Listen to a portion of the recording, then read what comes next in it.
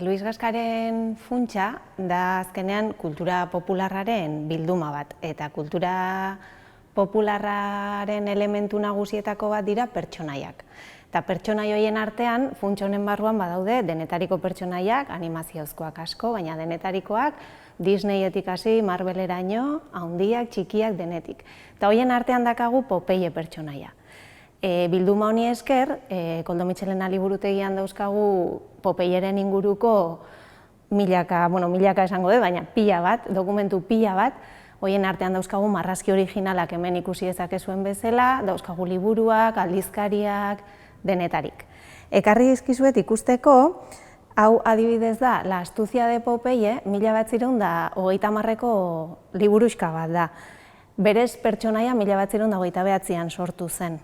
Eta gazteleraz dagoeneko Molino argitaletxeak aterata. Eta hau berriz da, Popeyeren lan liburu berrienetako bat, 2018koa, da Tiren bilduma bat.